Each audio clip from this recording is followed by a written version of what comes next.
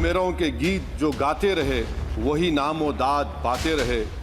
रहजनों ने रेजनी की थी, रहजनों ने रेजनी की थी, रहबरों ने भी क्या कमी की। मान्यवर, जो लोग राम के अलावे भारत की कल्पना करते हैं वो भारत को नहीं जानते, वो हमारे गुलामी के काल का प्रतिनिधित्व करते हैं। मेरी फिक्र में मेरा ईमान मुझे कहता है कि जिस जगह पर मस्जिद थी, है और रहेगी, बाबरी मस्जिद है और रहेगी, बाबरी मस्जिद जिंदाबाद जिंदाबाद।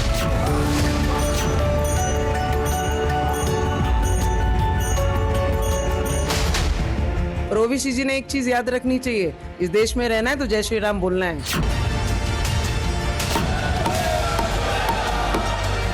मान्यवर,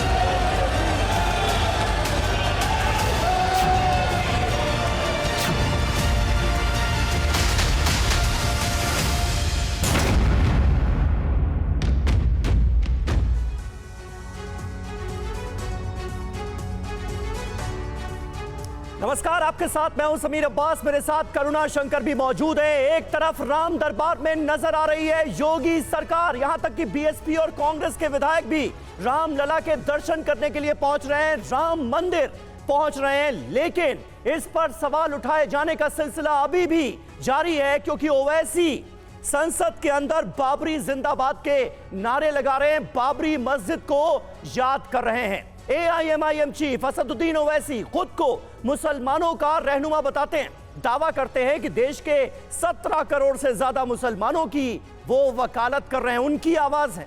इसी की आड़ में ओवैसी कई बार नफरती बयान देते हैं। इस बार भी ओवैसी ने कुछ ऐसा कह दिया जिससे सियासी बवाल खड़ा हो गया है।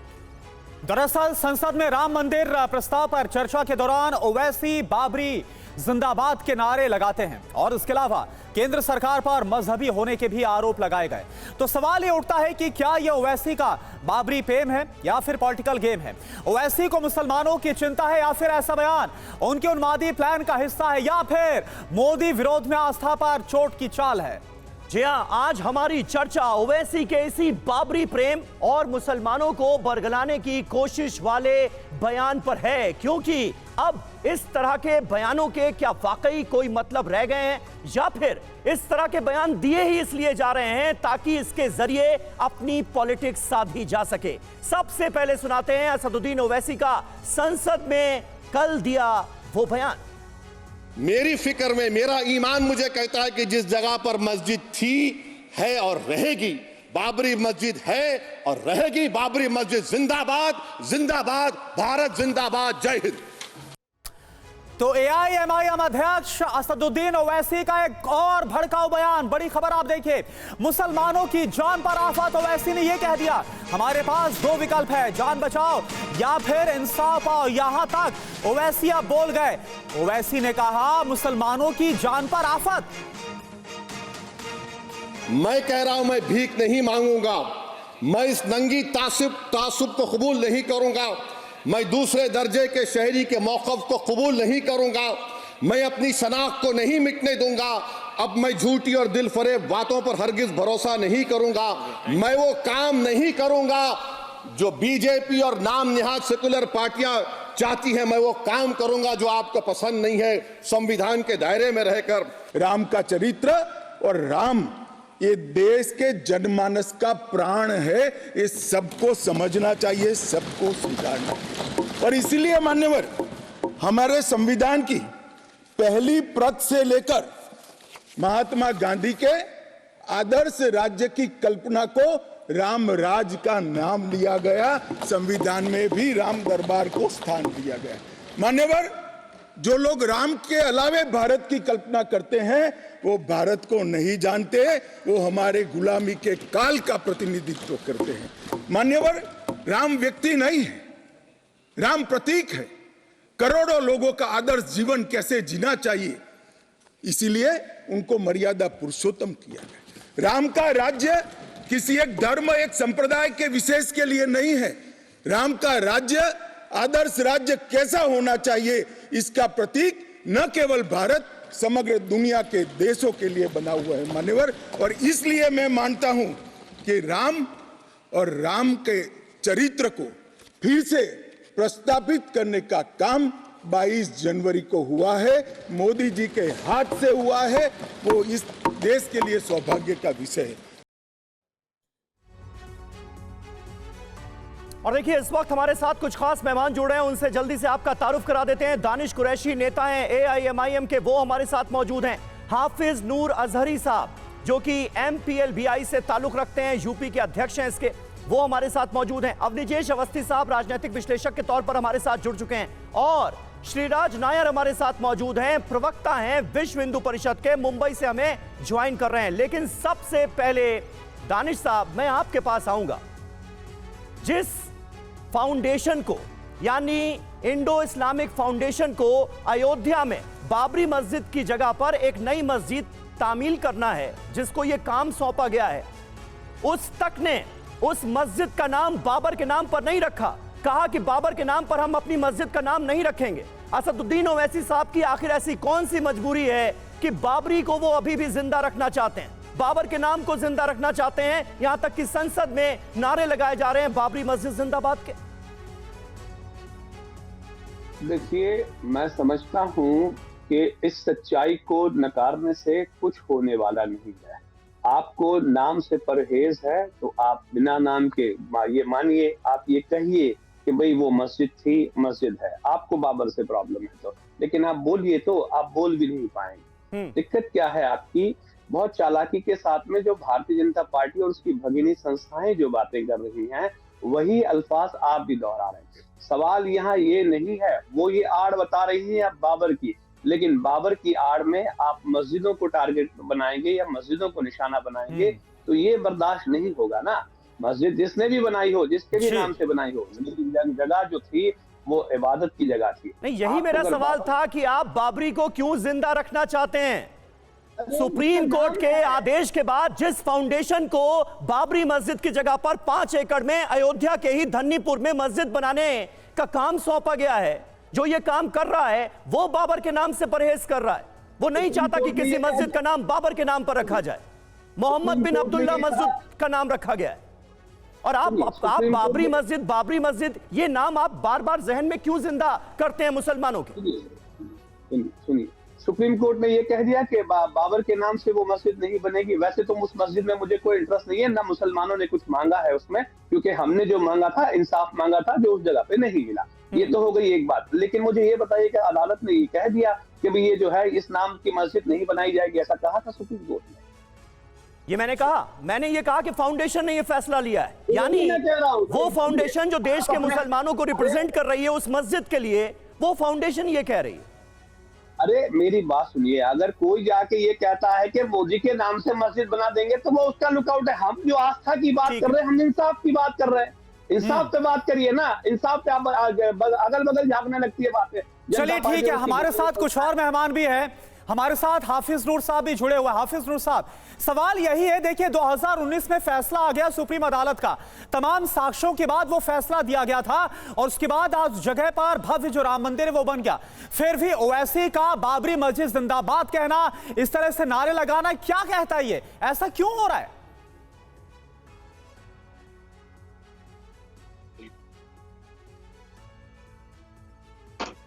हाफिज नूर साहब, आवाज मिल रही है आपको? लगता है हाफिज नूर साहब तक आवाज नहीं पहुंच रही है, इसको करेक्ट कराने की कोशिश करते हैं। हमारे साथ देखिए श्रीराज नायर साहब भी हैं, जो कि प्रवक्ता हैं वीएचपी के। श्रीराज नायर साहब, जो कल हुआ, जिस तरह से ओवैसी ने बाबरी जिंदाबाद और बाबरी मस्जिद को लेकर कहा कि उस जगह पर वो अनंतकाल तक रहेगी, आज जहां पर भव्य रामलला का मंदिर बन गया है, आप कैसे देखते हैं इसको? देखिए, ये भव्य दिव्य राम मंदिर जो राम जन्मभूमि में बना है वो सुप्रीम कोर्ट के आदेश के बाद बना है। ओवैसी जी स्वयं अपने आप को बैरिस्टर कहते हैं, ये वो सही में है? यानी ये एक बैरिस्टर या एक सामान्य वकील भी इस प्रकार की भाषा का उपयोग नहीं करेगा। ये दुख की बात है। अगर वो कहते हैं वो बैरिस्टर है तो सुप्रीम कोर्ट की अवहेलना है, कंटेम्प्ट बोल सकते हैं इसको। तो हमारे लिए तो ये संपूर्ण भारतवर्ष जो अखंड है, अखंड रहेगा, हम ये संपूर्ण रूप से मानते हैं। इस भारत भूमि जो भारत सब कॉन्टिनेंट है, उप महाद्वीप जो आज का बांग्लादेश, जो आज का पाकिस्तान, ये भारत था, भारत है और भारत रहेगा। यहाँ के रहने वालों के सभी के पूर्वज हिंदू थे, हिंदू है और आने वाले समय में पुनः हिंदू बनेंगे, ये हमारा पूर्ण रूप से मानना है।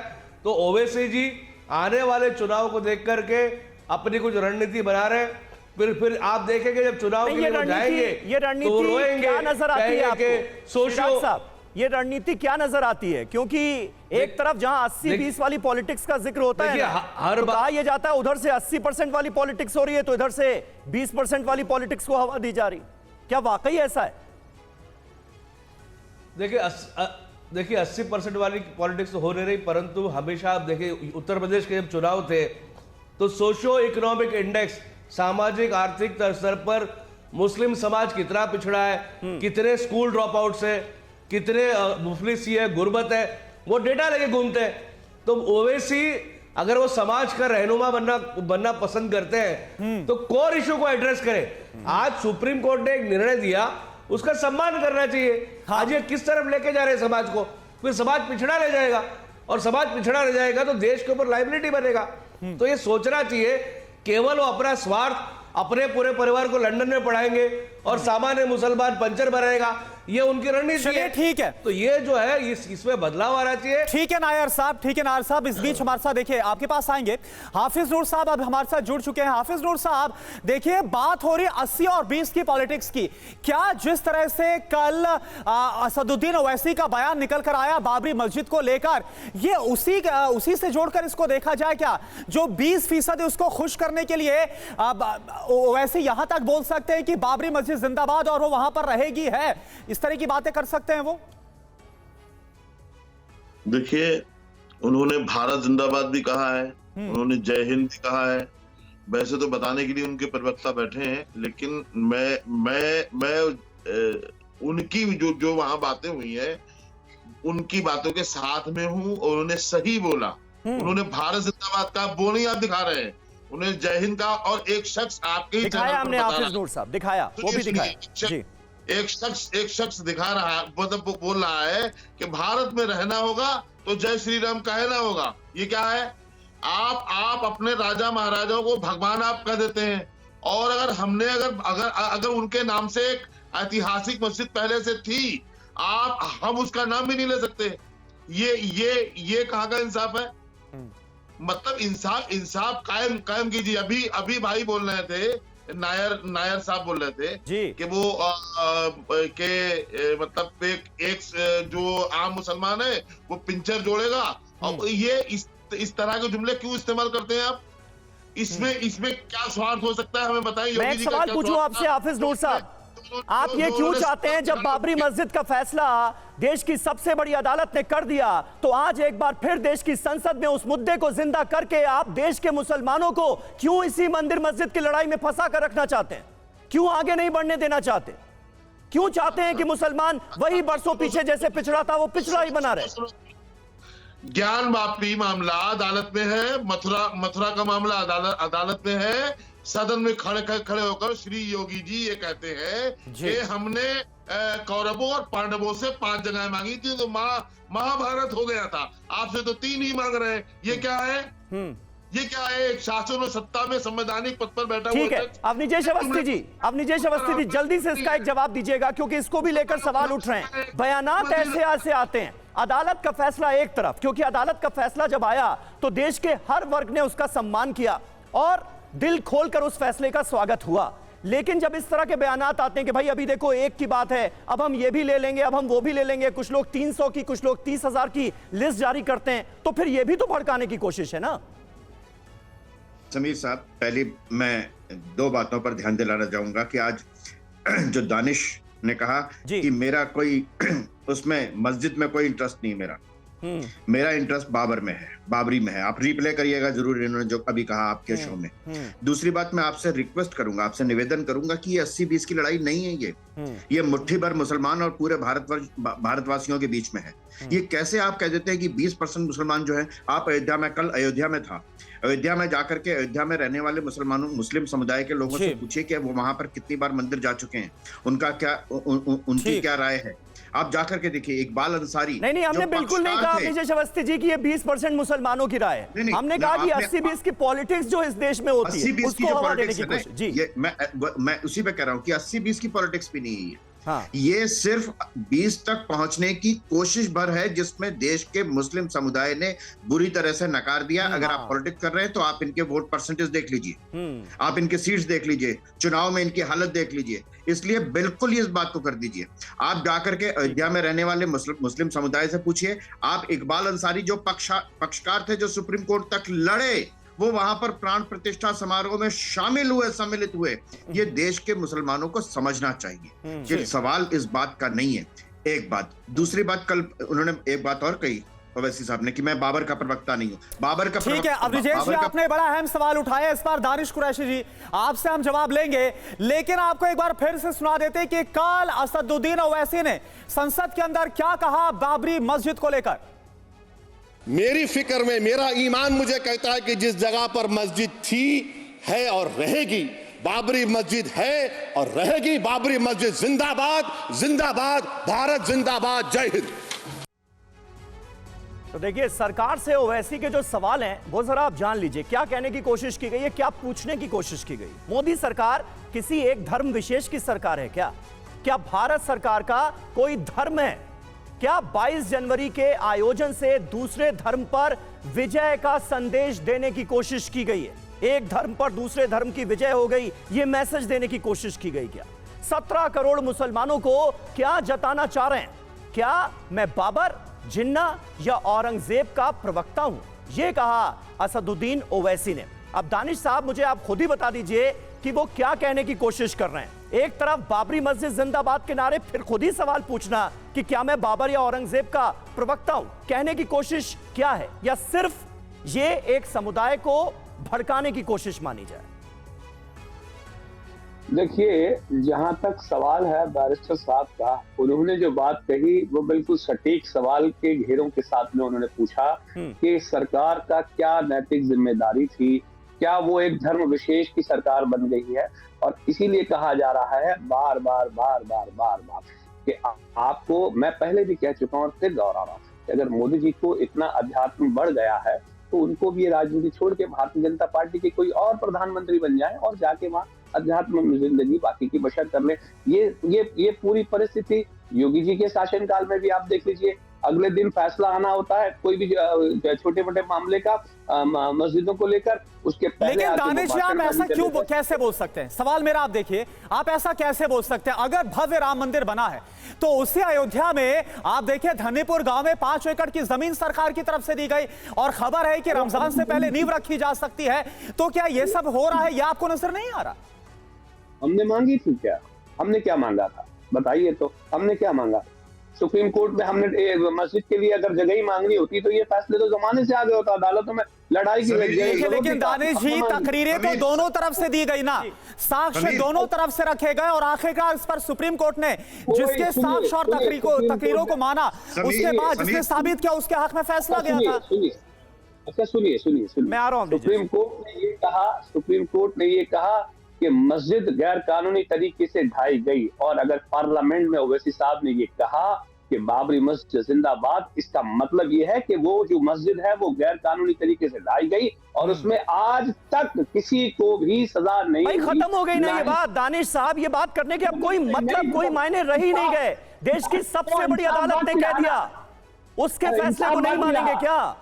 दिल खोलकर स्वागत किया इस देश के मुसलमानों ने सुप्रीम कोर्ट के उस फैसले का। क्यों नहीं समझ रहे आप? अब विजय अवस्थी जी क्या कहना चाह रहे हैं, जल्दी से। मैंने कहा ना कि इन्होंने कहा हमने मांगी नहीं मस्जिद, इनको मस्जिद से कोई लेना देना नहीं है, इनको इस्लाम से कोई लेना देना नहीं है। एक बात बड़ी महत्वपूर्ण कही कि जो ढांचा था वो गैर कानूनी ढंग से बनाया गया, लेकिन साथ में ये भी कहो कि मंदिर कानूनी ढंग से बनाया गया। मंदिर जो वहां पर बना है वो कानूनी प्रक्रिया के तहत बनाया गया। आप आधा सत्य बोल रहे हैं। बात बड़ी साफ सी है समीर भाई, बड़ी साफ सी बात है। इन्होंने कहा कि मस्जिद में मेरा कोई इंटरेस्ट नहीं है, ना हमने मांगी थी। हमें तो लड़ना है, झगड़ना है, संघर्ष करना है, सिर्फ ये दिखाना है। हमें अपने आप को, हिंदुस्तान का मुसलमान का बाबर से क्या संबंध है? आपका बाबर से क्या संबंध है? अगर प्रवक्ता नहीं है तो मस्जिद में जाकर के जो बन रही है वहां पर नमाज अदा करो। नमाज के लिए तो आपको मना नहीं है ना, आप जाके नमाज अदा करिए वहां पर। लेकिन आपको बाबर से लेना है, आपको औरंगजेब के मजार पे जाके चादर चढ़ाना है आपको, जिन्होंने हिंदुओं के, जिन्होंने हमारे गुरु तेग बहादुर जी का शीश उतारा, जिन्होंने गुरु गोविंद सिंह जी के छोटे साहबजादों को जिंदा चिनवा दिया दीवार में, उनको आप नायक बनाते हैं, उनको आप हीरो मानते हैं। ऐसे क्रूर और अत्याचारी लोगों को आप अपना एक नायक बनाते हैं, जो हिंदुस्तान का मुसलमान कभी स्वीकार नहीं करेगा। मैं जवाब दूं जल्दी से। हाँ, देखिए, मुझे ये बताइए कि बाबरी मस्जिद से इतनी परेशानी है तो कभी मोदी जी को भी खत लिख दिया करिए कि भाई लाल किले से भी मत करिए, ये भी तो उन्हीं के वंशज है। हमारा भैया तो वहां पे कैसे हो गया लाल किला? क्या हमारी जमीन पे हमारे लोगों ने हमारे पैसे से, हमारे मटेरियल से बनाया? हमारा कहां से हो गया ये तुम्हारा हमारा कहां से हो गया? ये हिंदुस्तान के कारीगर बनाया, हिंदुस्तान की जमीन पर बनाया, हिंदुस्तान के टैक्स पेयर्स का जो लगान वसूलते थे उससे बना है।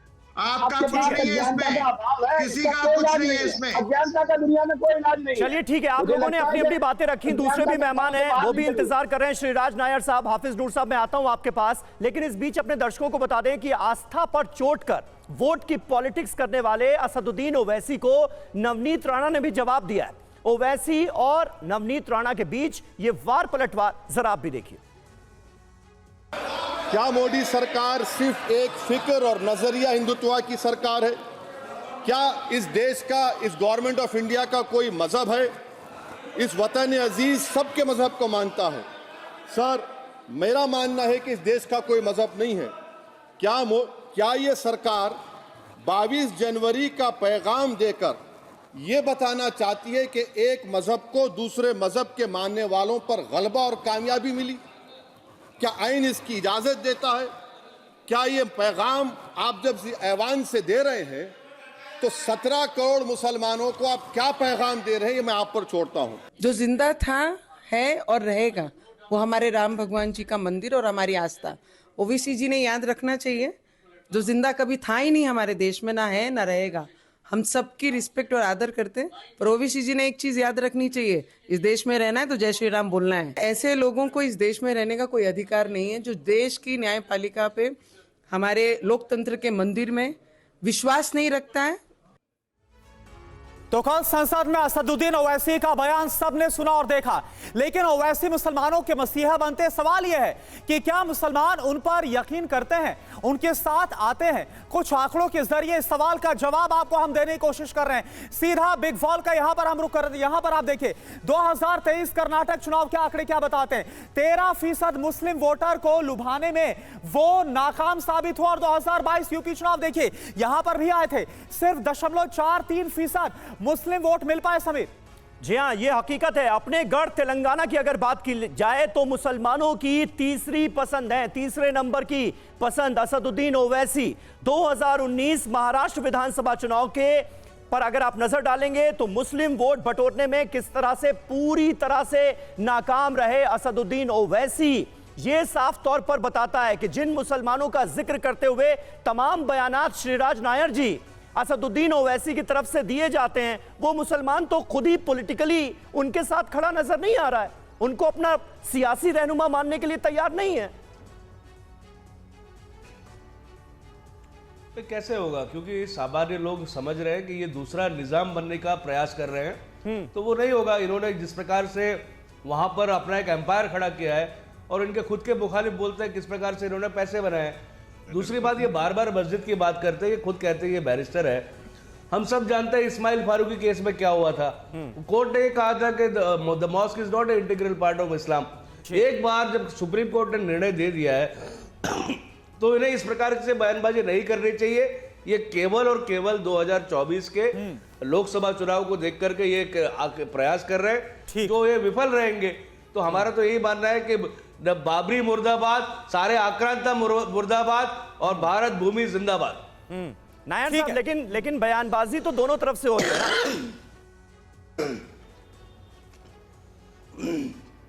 देखिए, बयानबाजी पहले कौन कर रहा है? एक बार मंदिर की प्राण प्रतिष्ठा हो गई और उसके बाद पूरा देश हर्षोल्लासित हो रहा है। उसके बाद ये इस प्रकार के कौन बयान कर रहे हैं? ये ओवैसी, वहां पे आपके उनका उत्तर प्रदेश के मौलाना, और इस प्रकार से ये मौलाना लोग जो खुद अपने महलों में रहते हैं और ये खुद चुनाव आते हैं तो मुसलमानों को डराते हैं कि सबसे ज्यादा स्कूल ड्रॉप आउट है, मुफलिसी है, गुर्बत है, बेरोजगारी है, और जैसे ही चुनाव खत्म हो जाते हैं तो ये अपना माल कैसे बनाए वो ये देखते हैं। तो प्रॉब्लम ये है कि मुसलमानों को पिछड़ा रखने में ये मुल्ला, मौलाना और ओवैसी जैसे लोग पूरी रूप से रिस्पॉन्सिबल है। ठीक है नूर साहब, आपसे सवाल यह है कि अब क्या ये जो आंकड़े हैं, इन आंकड़ों के आने के बाद जो इस वक्त हमने दिखाया कि मुसलमान आखिर कितना विश्वास करते हैं ओवैसी या फिर कुछ मौलानाओं के ऐसे बयान पर, अब सोचना पड़ेगा कि ऐसे बयान देने का क्या मतलब है जब खुद मुसलमान, देश का, भारत का मुसलमान उनकी बातों, उनकी तकरीरों पर विश्वास नहीं करता और समर्थन नहीं करता।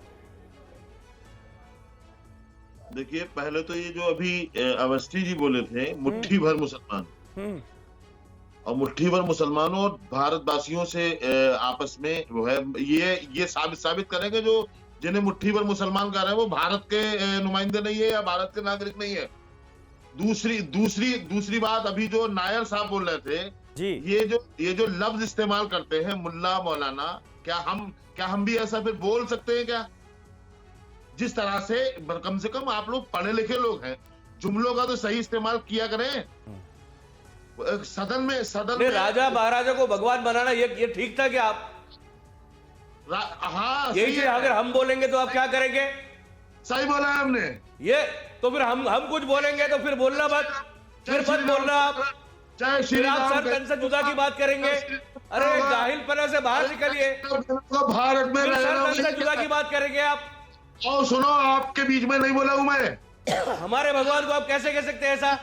भाई आप कैसे बोल सकते हैं? आपको वापस लेना चाहिए वो शब्द। राजा भगवान और राजा महाराजा का कोई कंपैरिजन है क्या?